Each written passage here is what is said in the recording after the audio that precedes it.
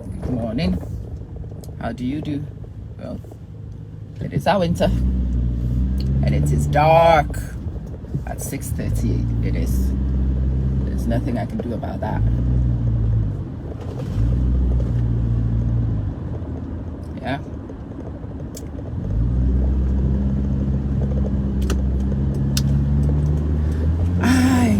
I'm on a tangent.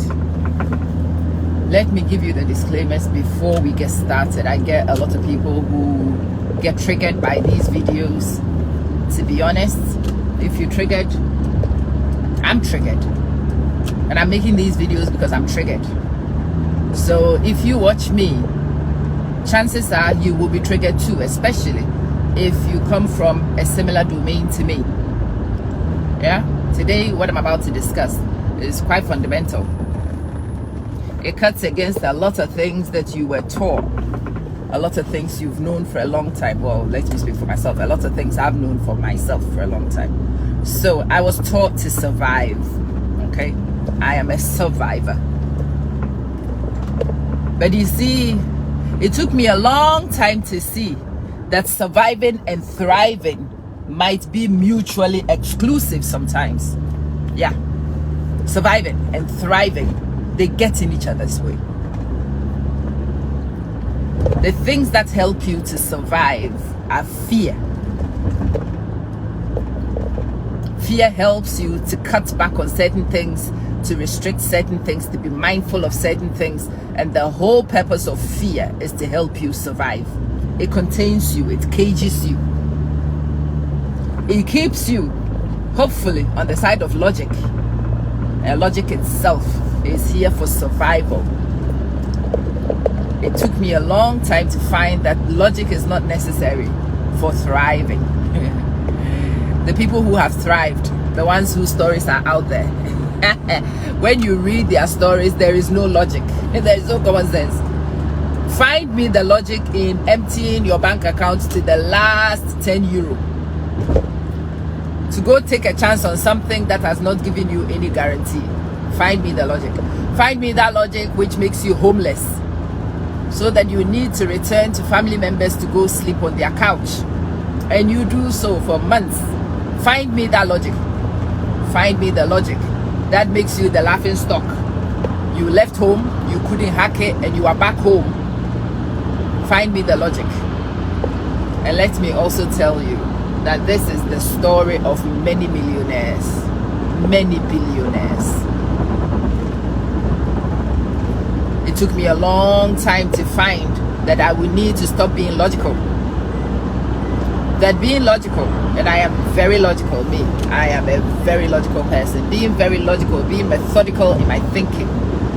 Looking for evidence before I move. Wanting to organize everything 7 different ways. And cross-check and fine-tune and fine-check. And yeah, that's why I am still here. I've done well for myself. I have survived, but I haven't thrived. And this applies to many dimensions of my life, my career being one of them. If I would have been crazy, I would have dared to openly challenge people and not maintain the peace, I would either have been outed or I would have risen much further than I have been. Truth.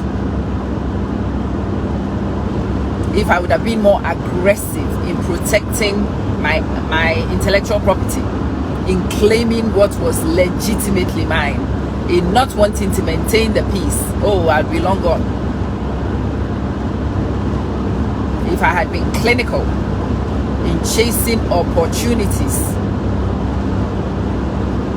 and not overthought so many things about the comfort of those in my family, ooh, can't imagine where I would be. If I had dared to take my mortgage and run ads with my mortgage,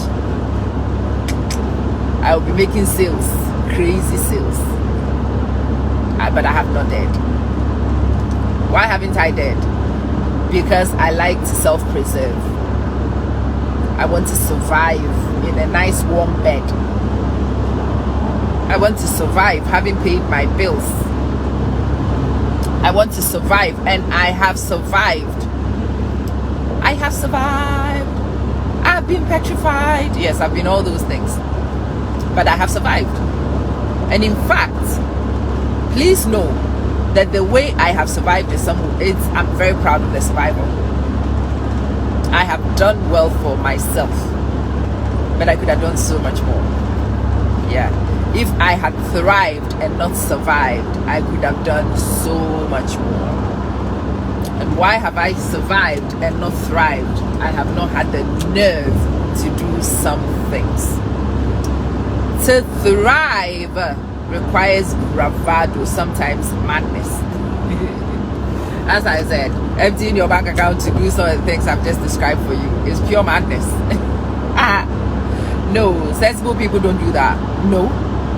Sensible people feed our kids. That's what I've been. Sensible. Sensible people pay our rent and our mortgage. That's what I've been. Sensible. Hey, sensible people take care of business. Yes, me. Very sensible. Yes. And sensible people have a glass ceiling. I can feel my head bump against mine, and I have felt my head bump against mine for years. 4 years. And so, in a recent self-coaching, I asked myself, are you going to continue to survive, or are you thirsty to thrive? And you know what is funny, what is scary? I am thirsty to thrive. I'm very thirsty. I want to thrive. You must take risks. My own brain told me. You cannot play it safe. My own mind told me. You must jump out of the comfort zone. The safety of the comfort zone at best will give you survival. Thriving operates beyond those limits. And I'm listening to my own brain, and I'm trying to tell my brain to shut up. Shut up, because I don't like what you are telling me. Yeah. How many of you have had similar experiences? Yeah? Well, I hope few of you have, because those experiences are not pleasant, are they? Hard-hitting truths are unpleasant. They are uncomfortable. Yeah.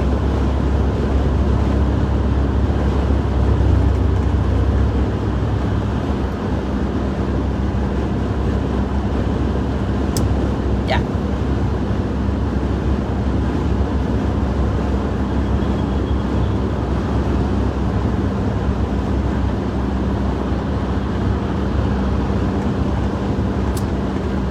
I make these videos in the hope that I find some of you who, like me, are tired of doing well. Look how far you've gone, my friends will tell me. Do you remember when we used to? It is such an improvement on. I hear that a lot, but that's not thriving. It's an improvement on, but it hasn't quite hit.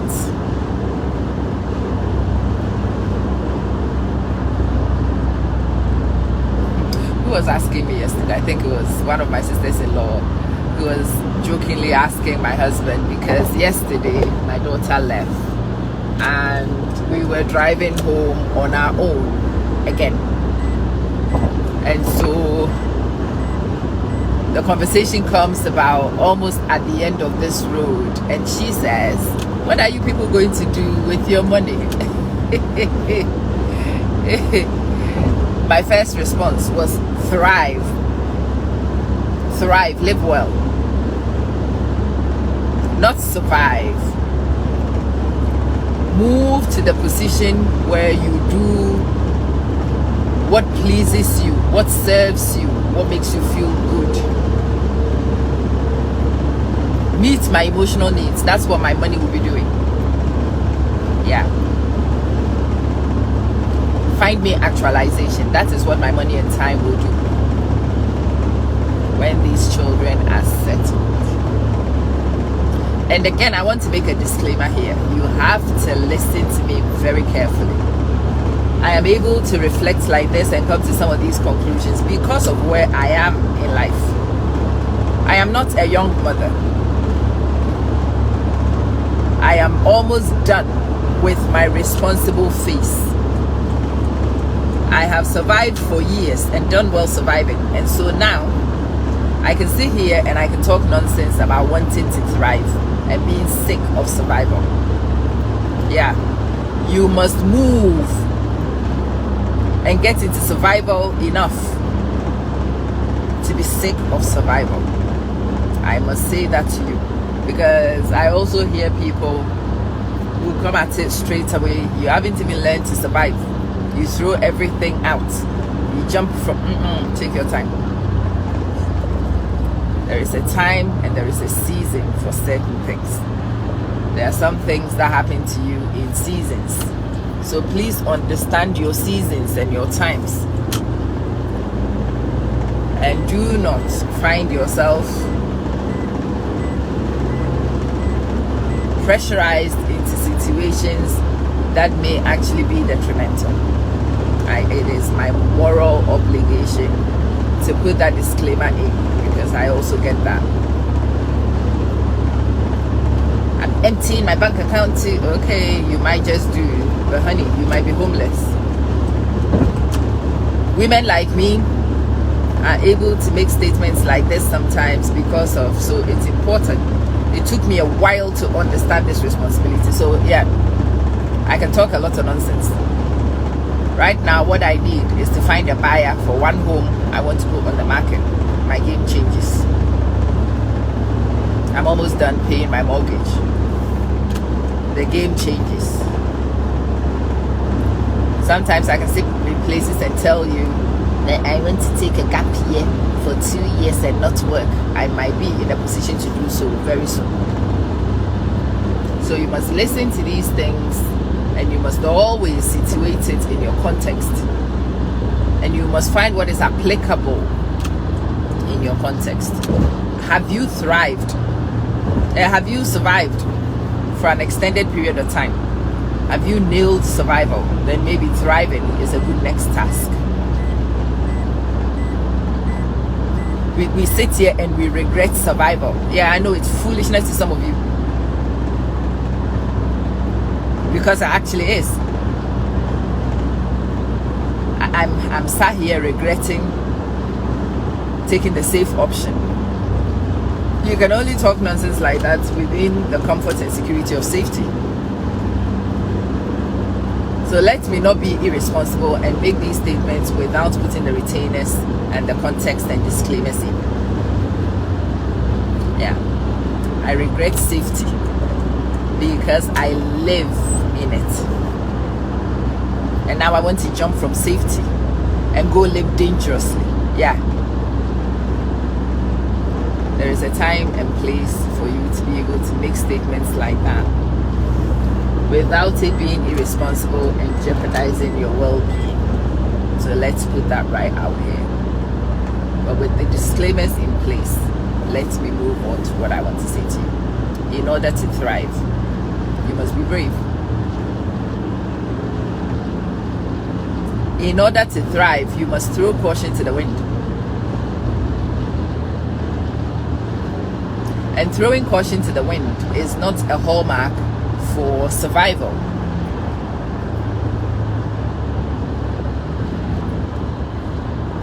Throwing caution to the wind is not what you do when you're trying to be safe.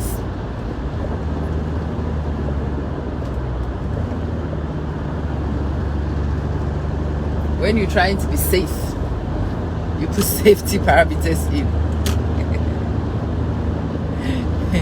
You have safety rails everywhere. You ring fence this and ring fence that, and you ring fence, yes. And by ring fencing and ring fencing, you also put on glass ceilings. I think a lot of you have ring fenced, and then when you hit the glass ceilings, like me, you get really surprised. Yeah, a lot of my glass ceilings have been self-inflicted. because the game I played was survival.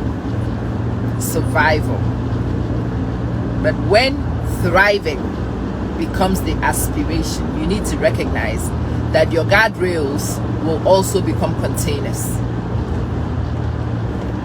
They are guardrails in the episode where you are trying to be safe, but they become barriers, they become containers when safety is no longer the paramount consideration.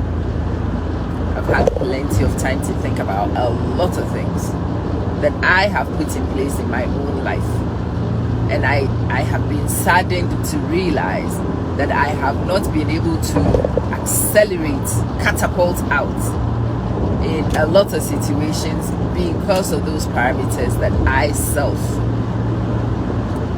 instituted. Now that survival is almost guaranteed and thriving has become the essential ingredient to my actualization, I need to recognize those guardrails and I need to remove them. You know, when we have children, we have all these safety gates and we have all these things. Yeah, when your children grow, you remove them because they become barriers. Otherwise, it's the same thing in your own life. You may have put on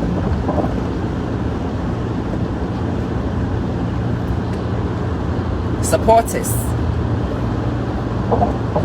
You may have scaffolds. I think about these things and I laugh. I'm a teacher, and I do know that when people are learning in the early days, when they are novices and incompetent, you need to scaffold for them. And I've always known that as they become more competent, the scaffolds have got to go. I forgot to remove some of my own scaffolds, and I've been a grown-ass girl trying to live my best life and wear my big girl pants in my baby suspenders.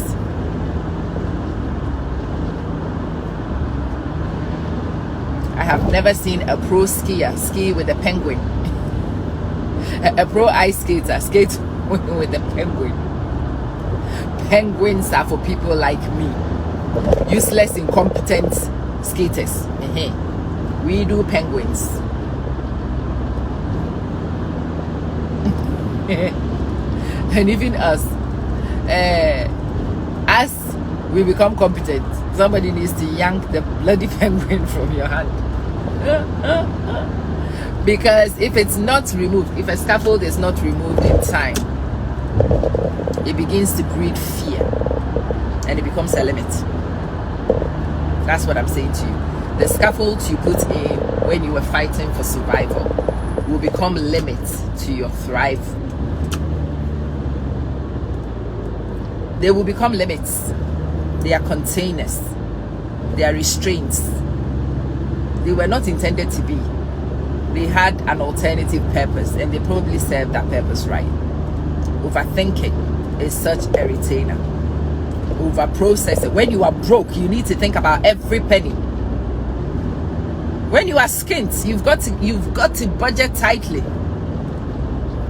And it's necessary at that time, honey. When you are trying to grow a business, when you are trying to build an empire, budgeting, over constraining is probably not an asset at that point. And the earlier you recognize some of these containers and remove them, the more likely it is that your asset will be successful. Today, I bring you a very simple thing. Thriving is a whole different ball game from survival.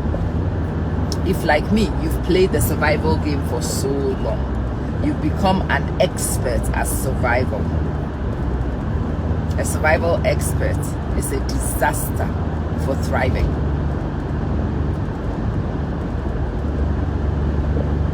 A survival expert will self-sabotage when they try to thrive. I tell you on good authority, on lived experience. I am a survival expert. I am a recovery expert. And they have not necessarily served me well. On the desire to ascend and elevate. I've had to sit down and recognize a lot of my containers. And I am now in the process of removing many of those containers in the hope that when the containers go, maybe freedom and room may help me move. Is that scary? Of course it's scary. If you've always had something, to remove it is insane. If something guarantees you a comfort, losing it is bleeding scary. But being comfortable is the reason why you probably will not take the actions needed to get to the next stage. You accept. It's alright. It's not great, but it's alright. It's okay. It's not too bad. Yeah. Not too bad is not too good either. Is it? Yeah. That recognition is a very important step. There are various reasons why we can and cannot get to the bravado for thriving. I think it's important that each one of you explores those reasons for yourselves and you determine where you are. Which of those scenarios need to be your priority, survival or thriving? They are mutually exclusive. Thriving and survival do not happen in tandem. You will have to make a choice. You will have to make a choice. Pick one. Pick one.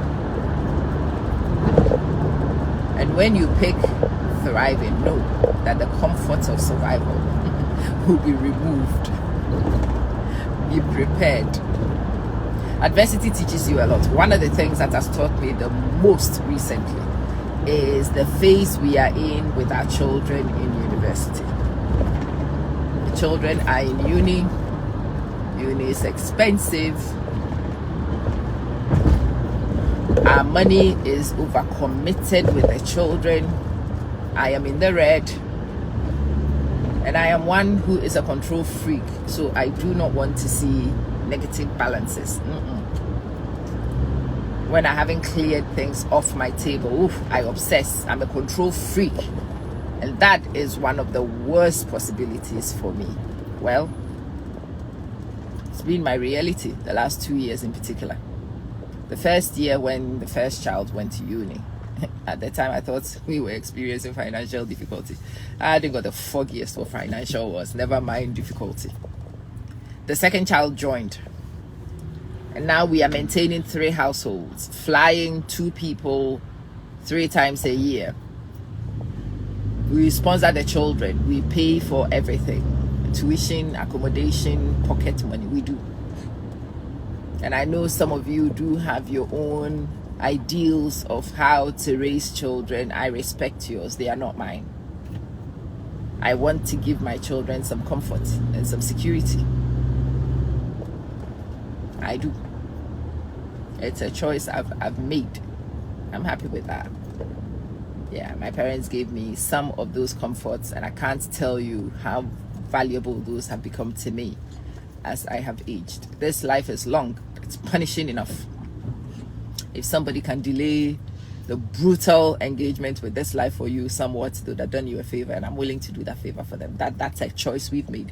But by making that choice, the 2 of us have put ourselves in a position where money just disappears. Boom, boom, boom. Bills just appear. Bills are appearing, money is disappearing. Woo. But you see, in this episode, I have also learned what is really some baselines. Things that would have given me a cardiac arrest 2 years ago do not even bother me. I have seen myself recover in phenomenal ways. Last summer, what we did to recoup, redeem, recover, and make sure that we started this academic year from ground zero.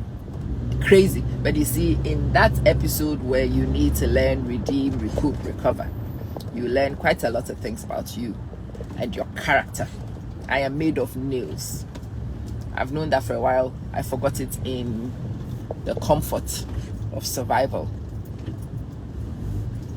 And in the comfort of survival, I was afraid of negative balances. I was petrified, in fact, of them. And in this episode where the money just disappeared and I couldn't make it appear fast enough, I have understood what is really critical. And what is it? I've been very clear of what the priorities are and what they are not. Now I've learned so much about holding my nerve.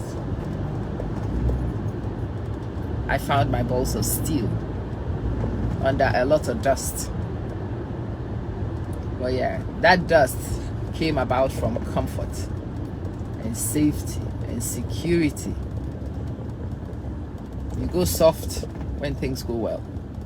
I have. Those who know me will tell you I'm not soft. But yeah, I have evaluated myself recently and found I'm soft. That's what comfort and safety does for you. And you need adversity to kick your hind. And for you to survive and to learn more respect for self. I have learned to respect myself so much over the last 4 years in particular. The attacks have been from all angles. The challenge has been from all angles. The uproar, all directions. And to find that I am still standing, that I have survived, that I'm doing well considerably. I haven't folded, I haven't packed it in, has taught me a lot of positive things about myself and my character. But now that I know that, the next thing is to take that faith in myself and go live my best life. And to jump. And you know, it's funny how once you start going on a tandem, everything. Yesterday I saw a reel and the reel says, you don't have wings, jump anyway. Learn to flap. You will learn to nosedive. You will learn a lot of things whilst you are on the jump.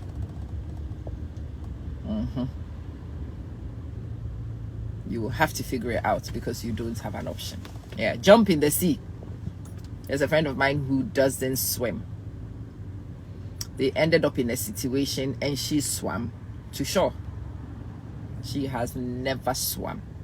Always been a terrible swimmer like me. And she managed to swim to shore. To everybody's greatest shock. She did. Because she started to sink, she said. And she told herself, this is not it. I'm not going down. Going down for what? Nah. Come on, girl. Push up. So she pushed up. And somehow she went up. She gulped some air. And she's like, what is this women people do? They flap, don't they? And they kick. Come on. Flap. Kick. Let's see. Oh, I'm moving forward. Okay, do that. Do more of that. Yeah. She taught herself to swim. In a life and death situation. Sometimes you would. You learn some of those things about yourself in those situations. So you see, those situations are great teachers. They are not comfortable. They are not nice. I'm not going to sit here and lie to you. What I have soaked over the last 2, 3, 4 years. What I have learned to stabilize in. Insane. But it has taught me so much about myself. And now that I know these characters of myself, I need to act in respect of those. I've got to learn to trust myself more. I have proven beyond reasonable doubt that I am a trustworthy character. That I can put myself in risky situations knowing that I can engineer out. I can engineer out of most situations. I just have to trust myself to be able to do it and to do it. And cut back on the overthinking. Yeah. Hopefully my musings in the mornings help you. As I keep reinforcing, my musings are not just for you. They are for me. These are my musings. This is exactly what's going on in my head. This is my self-coaching.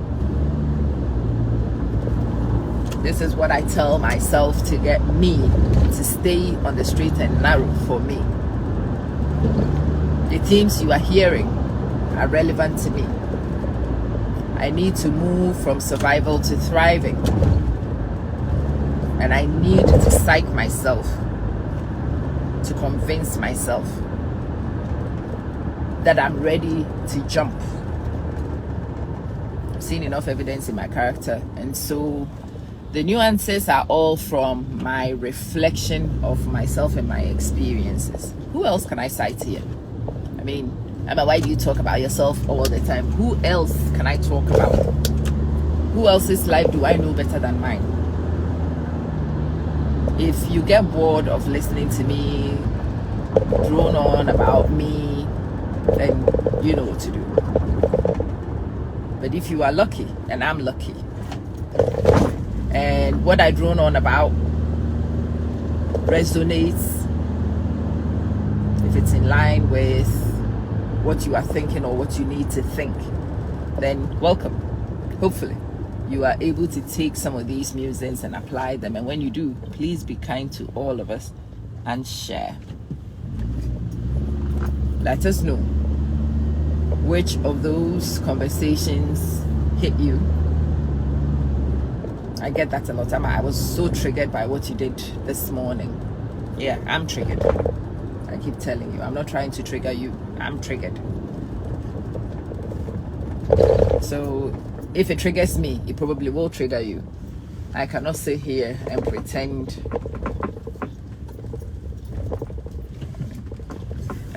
I'm not triggered. I'm triggered. But you are supposed to be triggered to generate a response. We are triggered to produce a response, and I hope that I have an appropriate response, that I get a response that will help elevate me and move me to the next steps of my journey. Have a good morning. It's time for me to go and labor. I hope that it is a successful labor today for me.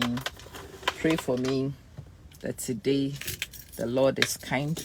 The Lord brings me helpers and He brings me opportunities. That all this trigger is not for nothing. That this trigger leads me to improvement. Salamu alaikum. May the peace of the Lord be with you.